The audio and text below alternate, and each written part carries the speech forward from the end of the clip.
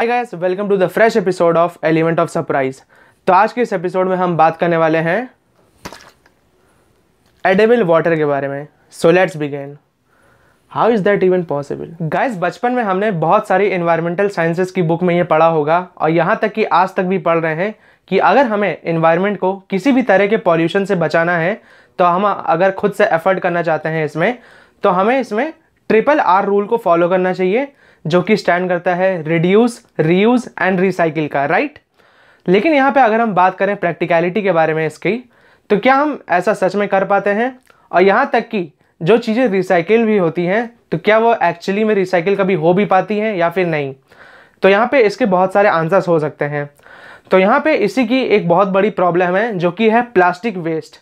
और यहाँ पे हमें इस प्लास्टिक वेस्ट का जो मैनेजमेंट है वो बहुत ही ज़्यादा इंपॉर्टेंट हो गया है, बिकॉज ये नेचर को बहुत ही ज़्यादा हार्म कॉज कर रहा है। और गाइस, प्लास्टिक वेस्ट में जो वाटर बॉटल्स होती हैं वो सबसे ज़्यादा पॉल्यूशन को कॉज करती हैं इन कैटेगरी ऑफ प्लास्टिक पॉल्यूशन। तो यहाँ पे इसी का बहुत सालों से यहाँ पे सोल्यूशन ढूंढा जा रहा है कि हम कैसे इन प्लास्टिक बॉटल्स का जो यूज है वो हम कम कर सकते हैं। यहाँ तक कि फॉरेन कंट्रीज में तो यहाँ पे मशीनें भी इंस्टॉल्ड हैं जो कि यहाँ पे हमारे बॉटल्स को लेती हैं, उनके बदले हमें पैसे मिलते हैं ताकि यहाँ पे लोगों को एनकरेज किया जा सके प्लास्टिक बॉटल्स को रिसाइकिल करने के लिए। और यहाँ तक कि इसमें ग्लास बॉटल्स भी इंक्लूड होती हैं। अब यहाँ पे गाइस, वाटर बॉटल के यूजेज को कम करने के लिए यहाँ पे एडिबल वाटर ब्लॉब्स को फॉर्म किया गया है कुछ साइंटिस्ट के थ्रू, जो कि गाइस बेसिकली क्या है, आप इसको एक पन्नी की तरह मान सकते हैं, लेकिन ये पन्नी एक्चुअली में नहीं होती।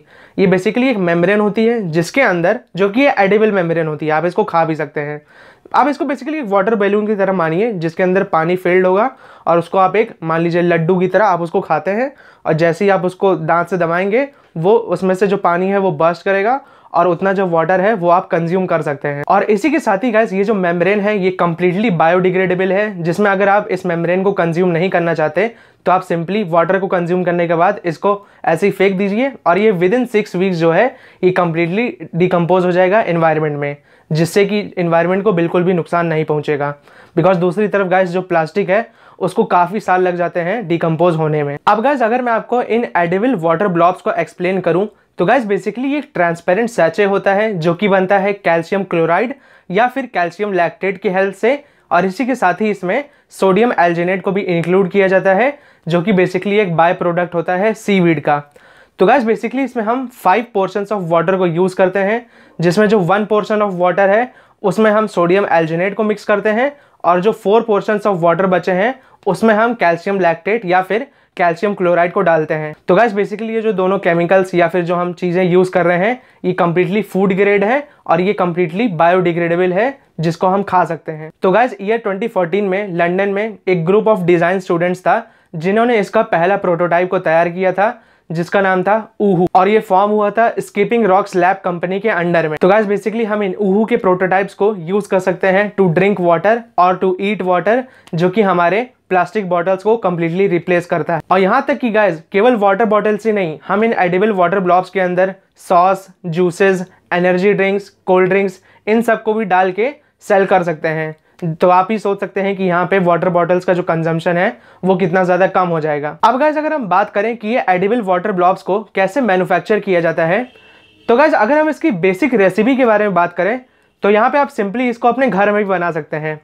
तो यहाँ पे जैसा कि आप यहाँ पे इंग्रेडिएंट्स देख रहे हैं और ये मैंने आपको प्रोसीजर दे दिया है, जो कि आप वीडियो को पॉज करके आराम से पढ़िए और आप इसको घर में भी बना सकते हैं।